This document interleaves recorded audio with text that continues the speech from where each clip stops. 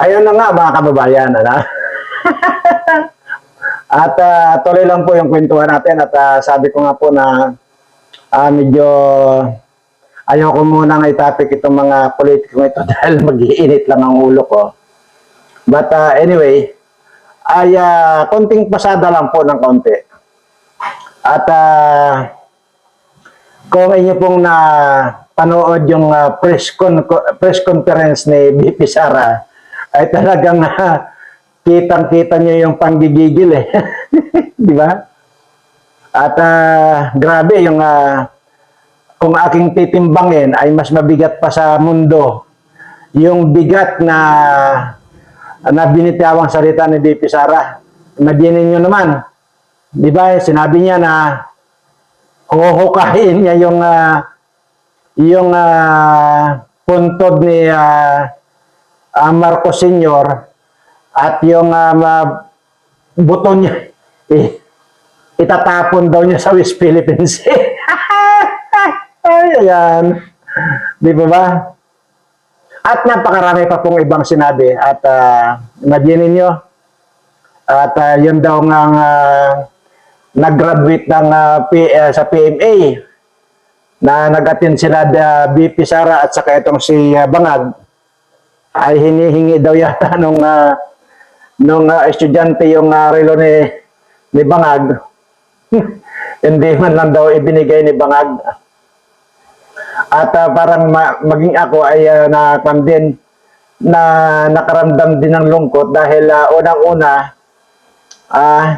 yun po ay parang lambing lang po ng isang bata eh. Actually, consider po natin bata yan kasi nga taga-graduate lang po sa PMA. So, sana ay kung hindi man niya mayroong sentimental value yung relo niya, sana sinabi na lang niya na hindi ito ang ibibigay ko sa iyo, pero bibigyan kita. Ayan, ganun dapat kasi itong relo na suot ko, may sentimental value ito. Dapat ganun lang ang palusot niya eh. Ganun pa man, sana pinadalhan niya rin ng relo yung bagong graduate na yun na humihingi sa kanya. At doon na nasabi ni BP Sara na nanggigil siya doon time na yon, parang gusto raw niyang putulin ang liig ni Banag. Ay, nakakatuwa naman. But even hindi po yan ang topic natin, kundi ang topic po natin diyan ay yun pong sinasabi ko, balikan lang po natin yung sinasabi ko. Hindi po natin alam kung alin dito mauna. Yung sinasabi ko pong kaguluhan, maaring mauna yung panlabas na kaguluhan, or dito mismo, sa loob ng bansa natin, magpapatayan ang kapwa Pilipino. Nakikita ko na po eh. At anyway, ay diyan lang sa mga panayan. Yun lang pagsasabi ni BP Sara na huhukayin niyang panayan. Yung bangkay ni Marcos Sr. na yan at itapon niya sa West Philippines. Diyan pa lang mabigat yan. At saka marami pang sinabi siyang mabibigat na mga salita. At anyway, ako sabi ko nga bago mag-init ang ulo ko ay gusto ko munang pasalamatan muli itong lahat ng mga subscriber ko na patuloy na nagbibigay ng oras para magpa-subscribe, patuloy na nagbibigay ng oras na ipakilala itong ating channel Verana Live Studio TV. Sabi ko nga po, ulit-ulitin ko lang po, hindi po masasayang yung inyong oras na yan, yung inyong tawag nito, yung inyong effort, dahil mayroon naman pong nakalaan na swerte na darating sa inyo. Yung mga ginagawa nyo yan. At sabi ko nga po, nakikita nyo naman po dyan, nababasa nyo naman po yung mga komento na yung mga nagpapatunay ng mga nangyari na sa buhay nila pagkatapos nilang makilala itong Verana Live Studio TV. Nandiyan naman po yan sa comment. Hindi ko na po siguro kailangan ipagwagwagan dito na kung ano ang pwedeng mangyari sa inyo once na patuloy niyong tinatangkilik itong Verana Live Studio TV. Yan lamang po. At sabi ko nga, Hindi naman siguro ako magbibitaw dito ng mga salitang ganyan kung hindi ko kilala. Actually, hindi ko kilala ang sarili ko. Basta ang alam ko lang, kilala ko lang ang ating Panginoon. Kasi kung ano lang yung mga bumubukas sa bibig ko, hindi po galing sa puso ko yun. Galing po yun sa ating Panginoon. Yun po, siya po ang nag-uutos ng kung ano yung mga bumubukas sa bibig ko. Yan po yan. Lalo na po yung mga gamot-gamot na yan. At may nagtatanong nga po dyan, nasa comment naman po yan na gamutin ko raw siya dahil ayaw ko kung ano yung nasabi niyang sakit niya na hindi raw yata makalakad. Ay gusto ko lang i-correct po sa inyong lahat. Hindi po ako manggagamot. Hindi po ako albularyo at lalong hindi ako doktor. Pero yun pong sinasabi ko na kaya nga sinasabi ko rito, so surtihin yung lahat ng mga makakapanood ng video ko kasi nga may mga times po yan na bigla na lang bubukal dito sa bibig ko. Kagaya na lang po yung sinasabi ko yung tubig na saging. Hindi ko naman po alam yan. Yung mga kung ano-ano pang mga tinuro ko dyan, mga sili kalamansi na yan at saka yung mga baso na tubig na magsindi ka ng kandila. Actually, yan po ay hindi ko po alam yan eh. Ang alam ko po lang po, itinuturo ko yan base po doon sa binubuka lang po ng bibig ko yan, sinasabi ko nga po eh. At sabi ko, hindi po ako doktor, pero marami po na napagaling tayong may mga sakit. At pero hindi po ako doktor, ayan. Hindi rin po ako albularyo. Yun, ganun lang po yan. Kaya yun po ang paulit-ulit ko sinasabi sa inyo, maswerte. Yung parati na lamang sumusubaybay dito sa ating mga videos, malay natin, baka mamaya may mabigkas ako rito na akma doon sa mga sakit ninyo. Di po ba? So, kasi pag nagbanggit po kasi ako rito, pag nagbitaw po ako ng salita rito, maaring mayroong viewers ako na sumusubaybay sa akin or subscriber ko na talagang masugid nating taga-subaybay na may sakit. So, yun po yan. Bigla na lang pong lalabas dito sa bibig ko yung mga ganong yung napakarami naman po akong mga binanggit dyan. Pero again, hindi po ako doktor, albularyo at kung ano pa. Ang pagkakalam ko po ay maging sarili ko nga po hindi ko kilala. Sa totoo lang. At maging ako, nagtataka mismo ako sa sarili ko. Bakit ganun? Nabanggit ko na po yan na kung natutulog ako, hindi po ako nakalapat sa kama. Kundi nakalutang po ako sa hangin. Ang pagkakalam ko po yan, yung taas ng level ng aking pagkakahiga, ramdam ko po ito na medyo pababa na po ng pababa. Hindi ko po alam kung anong mensahe. Pero bigla na lang po pumapasok sa isip ko na magmula doon, pababa ng pababa, pababa ng pababa. Pagka siguro ito ay lumapat na sa kama yung likod ko pag ako'y natutulog, baka yun na po yung huli or yun na po ang katapusan ng mundo. So, isip ko lang po yan. At sabi ko nga po, wala rin akong alam sa sarili ko. Yan po yan. So, ano ba yung mga binabanggit ko nung nakaraan na pero saka ko na ipapakita yung likod ng ulo ko. No? Saka yung mismong likod ko. At dito mga mangha kayo kung ano ang nakalagay sa kung po ito, open po ito. Nilagyan na lang po yan ng takip. Nilagyan na lang po ng takip at mas mabibigla kayo kung ano yung nakatakip dito sa baon ng ulo ko. Iyan po ang abangan ninyo dahil makikita niyo po. Ipapakita ko rin po yan sa mga darating na araw. At yan pong likod ko na yan, sabi ko, di ba, pag ako ay binabaril, di ba, sabi ko, dumidikit lang yung mga bala dyan sa likod ko. At yan ay nandyan po yan sa mga balat, sa balat na nandyan sa likod ko. Nandyan po yung mga bakas ng mga bala na tumatama dyan na dumidikit lang. Ayun ba ng mga pinagdaanan ko lahat ng gira. Hanggang sa naikwento ko po yan dati sa inyo. Ngayon pong kami, dati na mga ginawang alila ng mga Hapon na pinagpasan ng mga kung ano-anong mga napakabibigat ng mga nandoon sa kahon. Na napag-alaman ko later on, mga kamuting dilaw pala. Diba? Yan po yung mga pinagnanakaw nila sa Asia, dito sa buong Asia, itong mga Hapon na ito. Kami naman po ang taga-tago, kami naman po ang taga-baon, at kami naman po ang taga-lagay doon sa mga dagat, yung mga iba. Marami po yan. At yung iba po dyan ay natagpuan na, pero mas marami po yung mga hindi pa natagpuan. At hanggang ngayon po alam na alam ko kung saan ko inilagay, saan namin inilagay yan, mga yan. Yung mga kamuting dilaw na yan. At yan po yan, sa totoo lang, pagka matapos kang gamitin nitong mga Hapon, ng panahon ng Hapon, patapos yung mga ilibing, yung mga kamuting dilaw na yan, yan po ay raratratin na kayo. Papatayin na kayo ng mga Hapon na yan. Kaya ako lang po yung tanging buhay pa hanggang ngayon sa kabila ng pangararaprat nila sa amin. Patay po lahat yan. Basta lahat pinakinabangan ka, papatayin ka rin yan.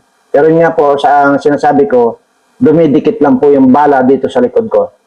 Pero, bagamat ganon na dumidikit lang ang bala sa likod ko, darating po yung araw na makikita po nyo yan ang loob. Dahil transparent po yan, makikita nyo yung transparent. Anong ibig ko sabihin ng transparent? Para lang po nakasalamin yan na makikita nyo yung buong laman ng likod ko. Ayan. Darating po tayo dyan.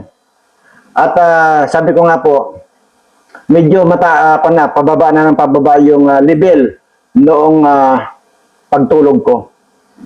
So, hindi ko po alam kung ito ay biglang bababa na lang at lumapat na yung aking likod sa kama at yun na yung katapusan ng mundo, ay hindi ko po alam. At basta po, lagi lang po tayong maniwala, lagi lang po tayong sumampalataya sa ating Panginoon. Lagi lang po tayong magdasal. Yun po lagi ang itinuturo ko sa inyo. Kasi nga po, alam ko po na wala pong tutulong sa atin, wala pong tutulong sa inyo, maliban po itong ating Panginoon. Yan lang po. Siya po ang nakakaalam kung anong pwedeng mangyari, bagamat may mga nararamdaman ako. Hindi ko ayaw ko pong pangunahan ng ating Panginoon dyan dahil bagamat alam ko yung pwedeng mangyari, papaubaya po natin din sa ating Panginoon dahil siya naman po talaga ang pwedeng gumawa ng programa para sa atin. Ayun po. At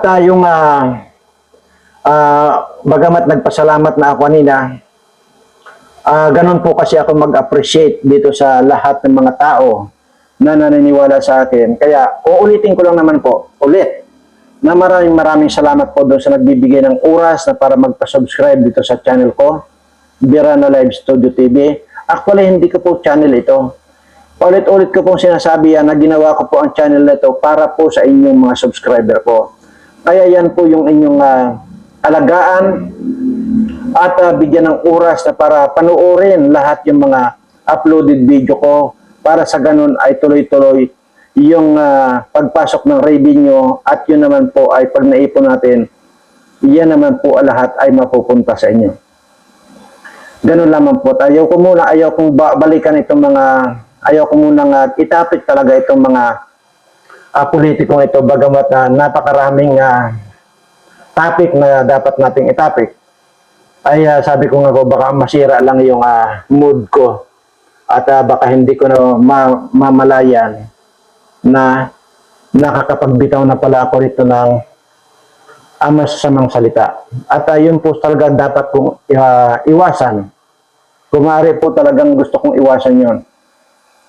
Dahil ramdam ko po minsan na kapag kaganon na, nagmumura na ako rito, para bang pinipitik ako ng ating Panginoon. Sa totoo lang po yan. Sa totoo lang po. Minsan nagugulat na lang ako dahil parang nakukuryente na lang ako. At lalo na kung ang init-init na ng ulo ko, tapos nagmumura na ako, hindi ko na makontrol yung bunganga ko sa kamumura. Para po nakukuryente ako. Yan po yung sign na pinapalo ako ng ating Panginoon. Ibig sabihin, huwag kang magsasalita or huwag kang gagawa ng anumang bagay na hindi magandang tingnan ng mga tao at ng iyong mismong sarili mo. Yan po ang mensahe sa akin. So, kaya nga po, basta ganun naman po. At sobra yung pasasalamat ko talaga. Grabe yung pasalamat ko dahil marami rin po may dagdag ngayon na subscriber natin. At yun lang po inaantay natin na ma-reach natin yung 100k subscriber para masimulan na po natin yung pag-raffle draw. So yan po yan. At yung tungkol po dyan sa mga kamuting dilaw ay sa totoo lang po, marami na po yung natuklasan ng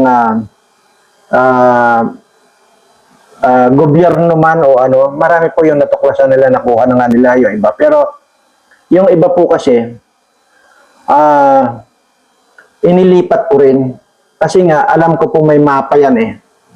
Mayroon po silang sinusunod na mapa at nakuha po nila yan yung mapa na yan noong time na yun. At kaya nga po ang ginawa ko dati ay inilipat ko lang po sa ibang lugar para hindi nila malocate. At yun naman po ay sabi ko nga po kaya di ba paulit-ulit ko po sinasabi kahit na mabuhay ako ng 1,000 taon pa, hindi ko na kayang ubusin yung mga yan, yung mga kamuting dilaw na yan na inilipat ko lang. Kaya ganun lang po kalakas ang loob ko na magsasabi rito na kahit kailan hindi ko na kailangan ang pira, hindi ko na kailangan ang anumang blessings ng ating Panginoon. Kasi nga po, kino-consider ko po ito, na ito po ay ipinagkatiwala sa akin ng ating Panginoon. Dahil unang-una, kung hindi ba naman ipinagkatiwala sa akin, bakit pinagpapatay nga ng mga Hapon yung mga nagbaon ng mga yan? Di ba? Bakit ako? Hanggang ngayon buhay pa at alam ko kung saan nakabaon yan.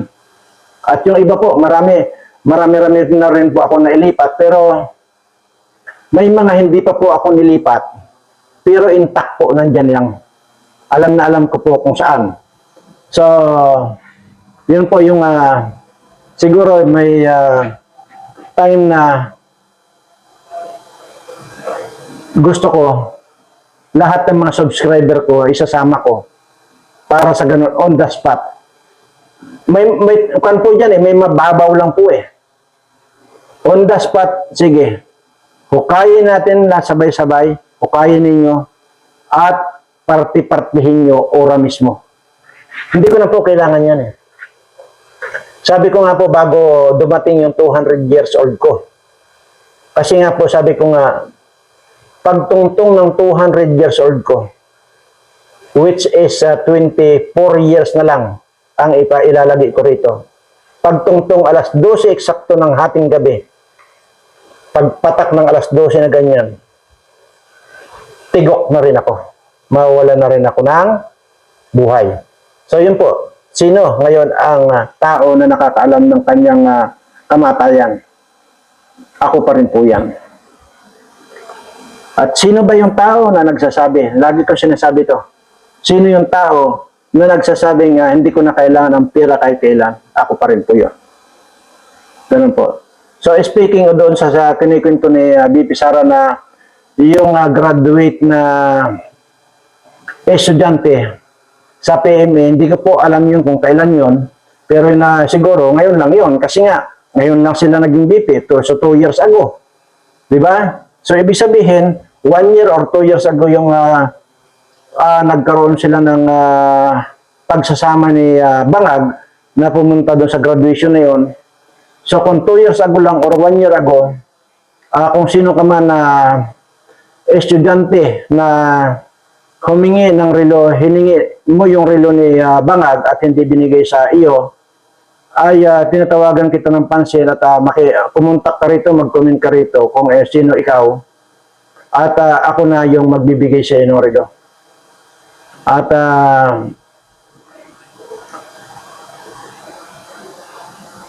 kahit na buong pamilya mo para remembrance sa akin, dahil yung ibibigay ko sa yung relo ay hindi na kailanman masisira yun. Yan ang sabihin ko sa iyo. Hindi ka man napagbigyan ng ni Bangag, ako ang magbibigay sa iyo. Kung sino ka man at saka kung sino pa yung mga classmate mo na sa isang batch kayo, mag-comment lang kayo, mag-comment lang kayo dito at bibigyan ko kayong lahat. At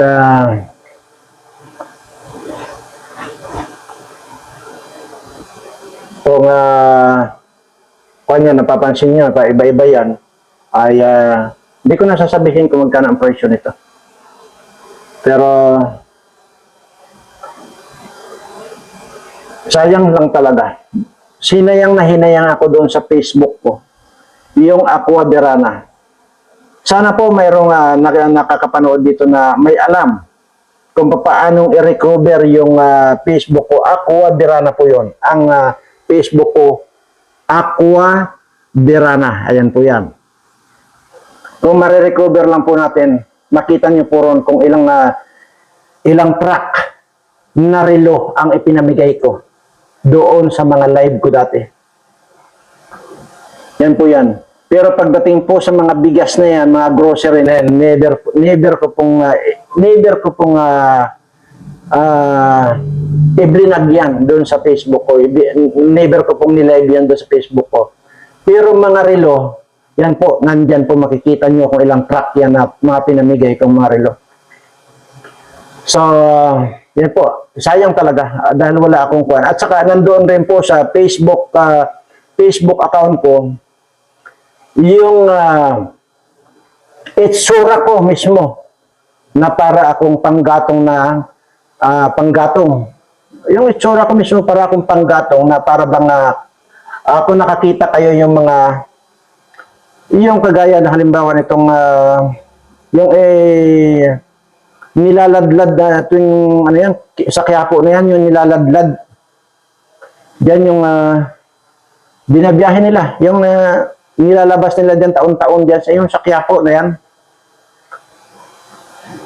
Yun po yung ganun-ganun ako. Nandun po yan, sayang. Hindi, wala po. Kaya nga po, hanggang ngayon nananawagan po ako kung sino man po yung sanay mag-recover nung Facebook account ko. Ay yun po, binibigay ko po Aqua Verana. Nandun po lahat. Maging yung nasa morgue ako, na isang linggo ako na nasa morgue na, pan po yun eh. Yun po ay kinuha ko, yung kopya ng CCTV that time. At pinaprint po namin yun, nilagay sa USB yun. At nakashare po yan dyan sa Facebook live ko dati, nakashare po yan, nandun pa yan. At madinin mo, galing ako sa freezer, isang linggo naka-freezer ako, kitang-kita sa CCTV, lumabas ako ng balot na balot ako ng hilo, hanggang sa yung isang doktor nga doon ang nagbigay sa akin ng saplot. Dahil pag nilalagay ka sa freezer dyan, wala kang saplot. So, punong po ako na ako, balot na balot ako ng hilo kasi freezer nga pinaglagyan sa akin. Di ba? Nandun po lahat.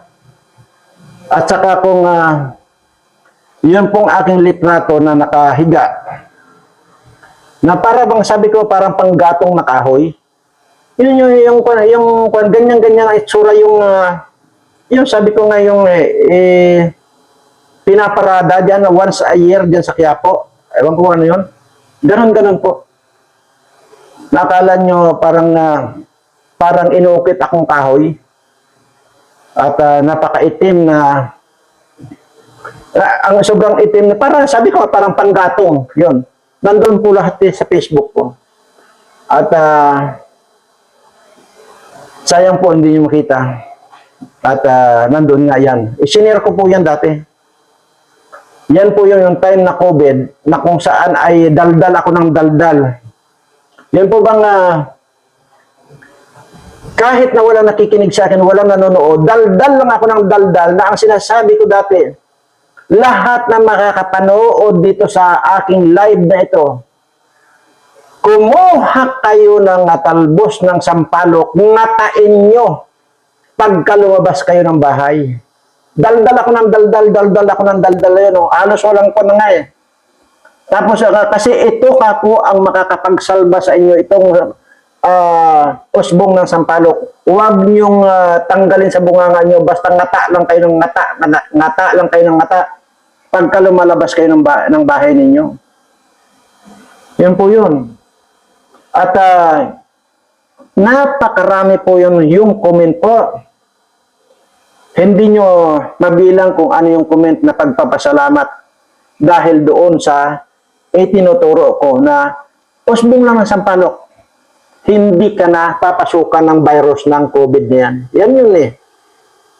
Yan yun. Kaya ganun po ako, pero sa daldal ako ng daldal ng araw-araw kong dinadaldal yun. Yun po yung pinipinto ko.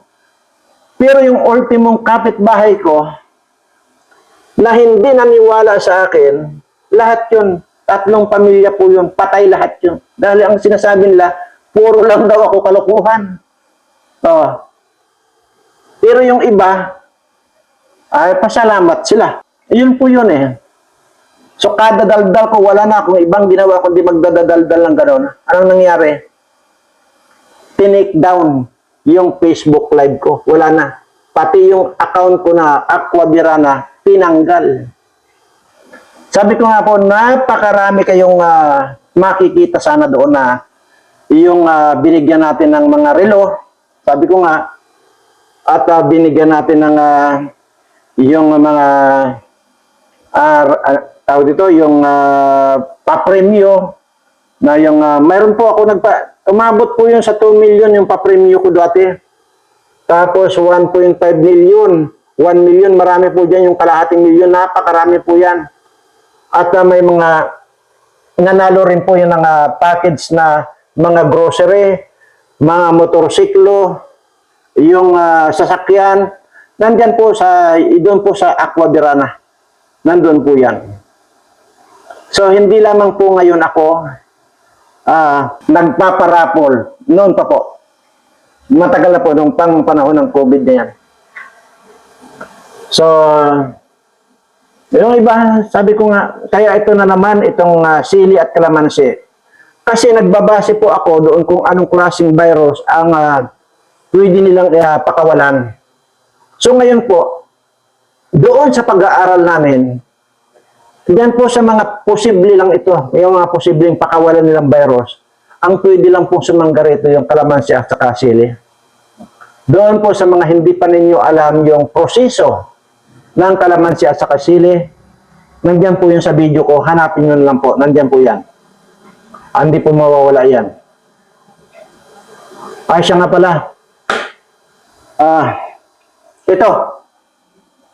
Di ba taglansonis na ngayon? Taglansonis na. Yung lansonis, rambutan na yan, magkakasama po yan eh. Di ba taglansonis? Ngayon.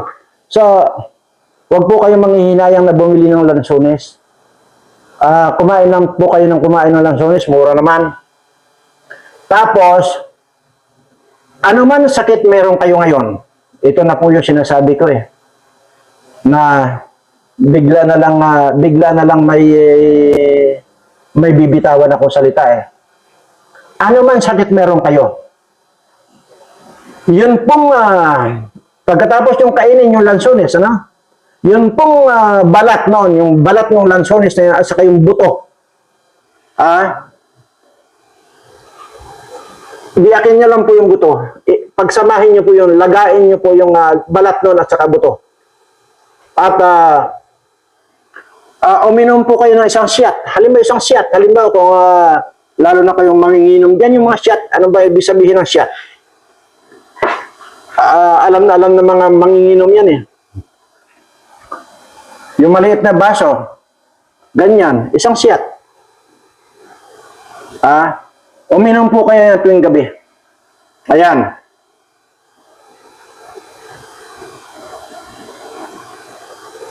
Nag-gets nyo po ba? Dahil, sige, ulitin natin. Dahil po ngayon ay taglansonis na or tagrambutan na ngayon. Bumili lang po kayo, lagi po, kumain lang po kayo ng kumain. Hindi ko naman sinabi na bumili kayo ng isang sakong lansones at upuan ninyo, lamunin nyo ng lamunin. Hindi po. Ang ibig ko pong sabihin, araw-araw kain kayo halimbawa ng mga 5 piraso. Kinabukasan 5 piraso, ipunin nyo lang po yung balat at saka yung buto. Biyakin nyo yung buto, ilaga ninyo. Pag nailaga po ninyo yan, tuwing gabi, iinom kayo ng isang shot lang nun.